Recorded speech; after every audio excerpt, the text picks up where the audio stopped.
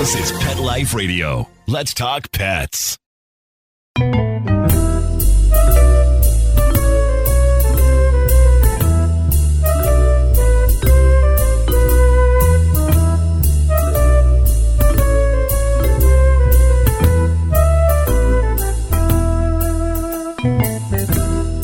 Welcome, all my feline friends. This is Michelle Fern, your host on Cattitude.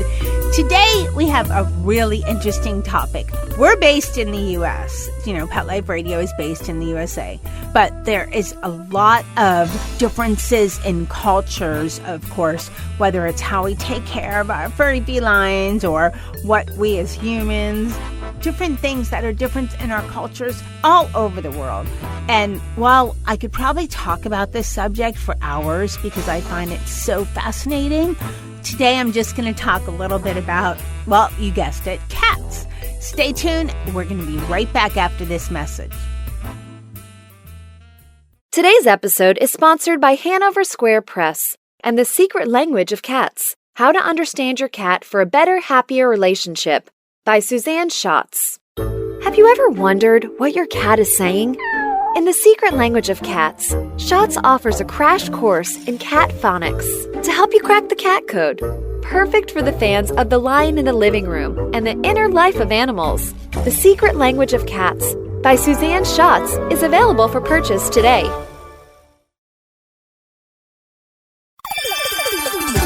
Let's Talk Pets on PetLifeRadio.com.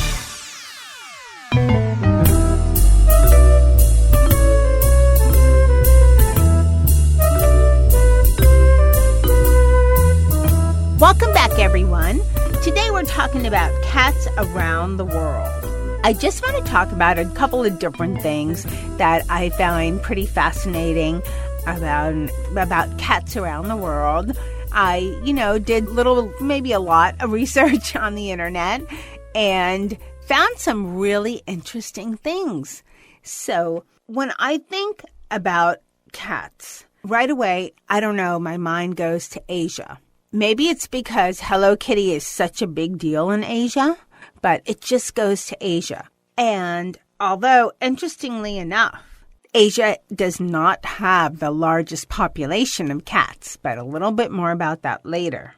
In Asia, there's actually, specifically Japan, there's 9.8 million cats and 13.1 million dogs.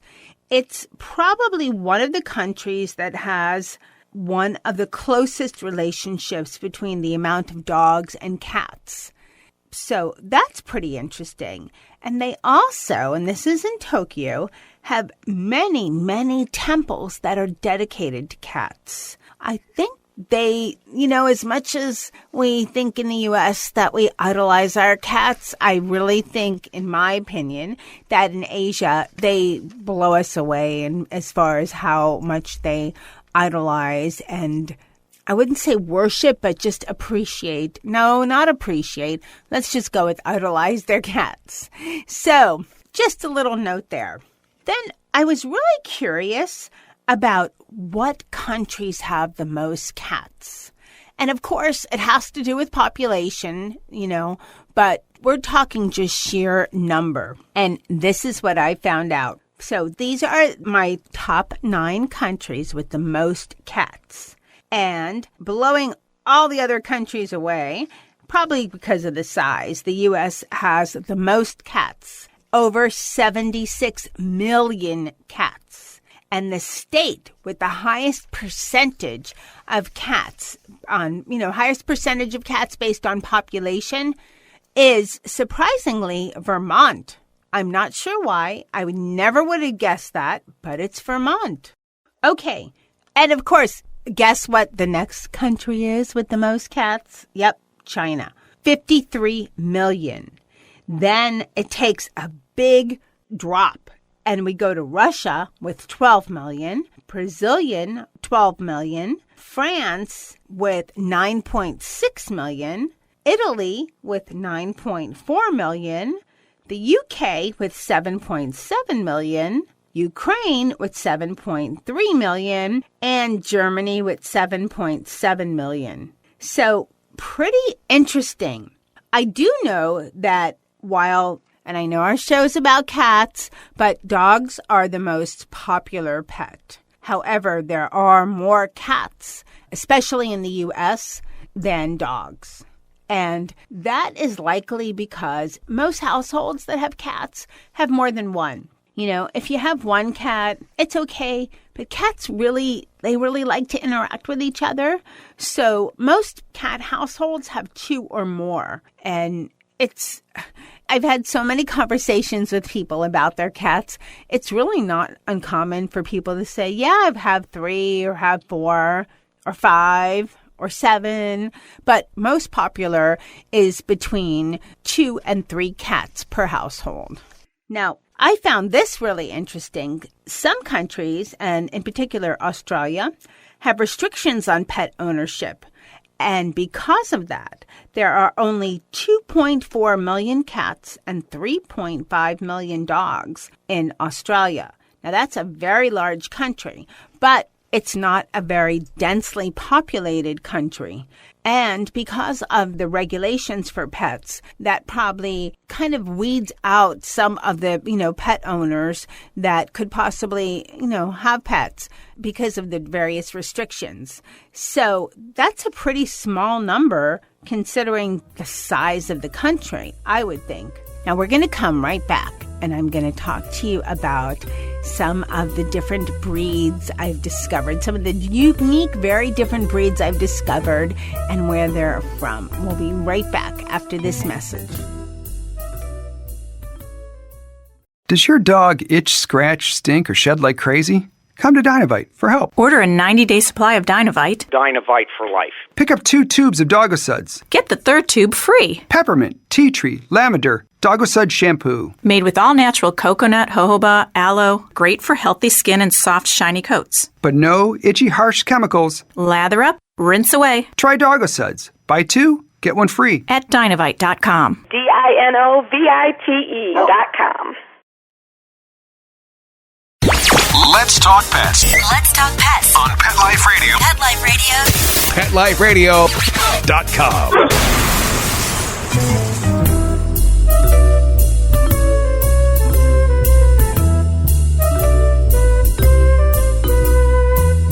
Welcome back, everyone. This is Michelle Fern on Cattitude, and we are talking about cats around the world. And now for this second half of the show, I want to talk about the rare breeds around the world. I found a lot of information at honest2paws.com, but I did find a lot of information otherwise. I'm kind of curious, I was really looking for how people care for their pets around the world or what they feed their pets around the, when I say pets, what they feed their cats around the world. But I didn't find a lot of info on that. So must be kind of similar, a dry kibble and then some kind of a wet food for cats in probably most of the country, maybe more primitive areas, or might feed their cats, I don't know, maybe fish or bits of fish or something that they put together. But I didn't find a lot of info on that. So I found some info on rare breeds around the world, and I thought, wow, that is pretty interesting. I want to share that with all my feline friends on Cattitude. So we're going to start with, and they're not in any particular order, but from Thailand, there is a breed called the Khao Mani. I hope I'm saying that right. It's Khaomane. So Khao Mani, it means white gem. This cat is beautiful. It's pure white. It has kind of a little bit of large ears. Their eyes are beautiful. They're either blue or brown, but although it's rare, it's not extremely rare, and they can have one brown eye and one blue eye. If you want a pure, fluffy, pure white cat, this is the one for you. Now, this is another interesting cat I found. It's called the American Curl, and it's from America. And what it is the cat is born with straight ears, and over time they curl to resemble a shell, which I could think that's kind of cool. I don't know how or what the genetics are for that, but the ear just changes, which is kind of interesting. Now, this cat is also from the U.S. There's a lot of breeders making cats, very unique cats in the USA. We kind of are the U.S. is in the majority on this list, although even though I'm from the U.S., I'm not biased, but it just so happened to be like this. And most people have never heard of this one. It's called the Munchkin, and it was born from a genetic mutant, and they have very short legs. So they're cats, I think, and I'm not sure, but I think everybody knows about Grumpy Cat. I think Grumpy Cat is a Munchkin. The cats, I might be wrong. So if they're wrong, shoot me the emails. That's fine. But they look like Grumpy Cat. They have kind of a smushed up face, and they have very, very short legs. They're just adorable. They're so cute. This cat takes a lot of heat. I just had IMO show on my show, and he has, I think, 4 of these cats, 3 or 4 of these cats. They're called the Sphinx cat. They're a hairless cat from Canada. They were created by accident, and it's when a mama cat gave birth to a hairless male cat. And basically, the whole breed started from 3 cats, which is kind of cool. And they're not a very old breed either. They've only been around, I think, the last probably 50 years or less. They're named after an Egyptian statue that is half cat and half human, probably due to their skin. They're completely hairless, and their skin has different patterns in it, which would be where, you know how cats have different patterns in their fur? Well, they don't have fur, so they have different patterns in their skin, almost the same as it would be if they had hair on their body.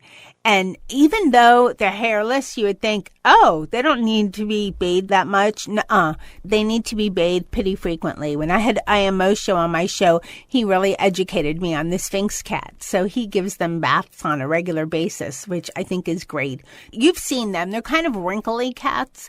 And I think that people that have allergies to cat hair are very excited about this breed because they can have a cat, but without suffering the consequences of being, the allergy to cat hair.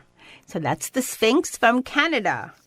Now, this cat, you might think it's the Sphinx's cousin. It's called the Devon Rex, and it's from, Devon, England. They look like a Sphinx, but they actually have a very thin coat of hair. They're almost like bald cats with that fine, thin coat of hair. They're really intelligent. They've been known to be called monkey cats. And the pictures I saw of them, they're absolutely adorable.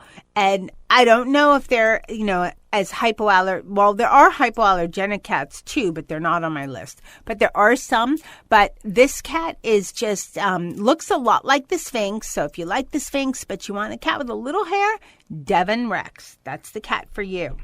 This cat is really interesting. It was bred in the USA, and it's called the Savannah. It's a cross between a domestic cat and a Serval, which is a medium large-eared wild African cat. They are generally can be as large as 25 to 30 pounds. They're known for their jumping ability. So if you want a very energetic cat, the Savannah's for you. Again, they were bred in the USA. You like a cat that jumps and has high energy? Get a Savannah. This cat was really interesting. It's another cat from the USA. It was bred and created in Montana. We have a lot of cat breeders in USA, it seems. This is about the 3rd one so far. This one is called the Selkirk Rex. It has curly, long hair and a thick head and body. Kind of looks like it has a perm gone bad. Kind of like a thick and cuddly kind of a cat with very thick curly hair. Definitely would need maintenance, for brushing so that it doesn't become matted. But adorable, totally adorable cat. Now, this cat I thought was really kind of unusual looking. Looks like a little owl. It's called the Scottish Fold. It is from Scotland. And the reason it looks like an owl, it's kind of chubby and fluffy, and the ears have a unique fold. And the cat has a very round face, which gives it the look of an owl. So I guess that's why Scottish fold in the ear. I guess that's how it got its name. I'm not sure how it was created, but it's very unusual looking.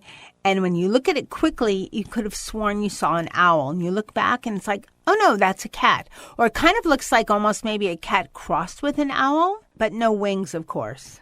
Okay, this cat is not really recognized as far as for cat shows and that sort of a thing, except in the Ukraine and Russia. It's called the Ukraine Levkoi. It looks like a Sphinx, but the males and the females of the species look entirely different. They're from the Ukraine and Russia, and I thought it was interesting, very interesting, that the male and the female cats look entirely different. They otherwise look like a Sphinx. They have the same kind of patterns with their hairless. They have the same patterns in their skin that where, instead of where hair would be, they have skin patterns. But it's interesting to me that the male and the female are completely different. Kind of like, for the most part, humans, huh? Okay, coming up, this is the 4th cat that is born in the USA on my list of 10, and it is called the Lekoi. It is also known as the werewolf cat, born in the U.S. in Tennessee. And what makes this cat unusual is that its face is hairless, and its body that has a lot of black hair. Like, I've only seen pictures of the cat as a dark cat. And if you look at the face, the area around the eyes and the snout are lighter in color. So the cat looks a little bit like a werewolf, which is kind of interesting looking. You have to look this cat up. It's called the Lekoi. I hope I'm pronouncing it right. Lykoi. Or also you could look up werewolf cat. Really interesting. So this kind of concludes my show of cats around the world. I'd love to hear from you and love to hear what you think about, all these different breeds, or if you have one and maybe would like to be on Cattitude and we could talk more about the breed, since you, as, the pet parent of the breed, are way more knowledgeable than I am of knowing about the breed. And I also, when it comes to all these breeds, it's interesting. You can still find a lot of interesting breeds in shelters. I've seen munchkin cats in shelters. I've seen Sphinx cats in shelters. It's not too often, and it's usually at, cat-specific shelters versus, like Humane Society where there's dogs and cats. But there's a lot of unusual cats that you could find out there. Hey, your cat might not have a special breed type, but your cat's special too, right? They all are. So if you have any questions, comments, or want to vent at me because I screwed something up, that's cool too. Michelle at PetLifeRadio.com. And I'd like to thank Honest to Pause for a lot of the information that I was able to gather on cats around the world. I'd like to thank my producer, Mark Winter, for making me sound great. I'd like to thank my crew, my cat crew, which is Charlotte, the timid one, Dennis, the cat that thinks he's a dog because he's Maine Coon, and Molly, the diva, for enlightening me about different breeds and letting me know that even if we're not specific breeds, that's okay. And then, of course, my extended family. These are my community cats that we take care of. And when I say take care of, no, I don't just feed them. We give them coverage during cold weather. We have fixed both of them, and we take care of them with flea medication. And when I say coverage during cold weather, we're in the South, so cold weather might be like 50 degrees. But to cats from the South, that's a lot. So they have a heated house. Yes, you heard correctly. Sammy and Jethro have a heated house. And I'd like to thank them for letting me make their lives better, and then in turn making me feel better about being able to take care of them. And then, of course, thank you to everyone listening. We have some more great shows coming up. I have in the near future a guest from England that will be on my show. I'm so excited to have her, and some other great stuff in the works. Stay tuned. We have some great shows coming up on Cattitude. And please, again, reach out to me, Michelle, at PetLifeRadio.com. Let's Talk Pets, every week on demand, only on PetLifeRadio.com.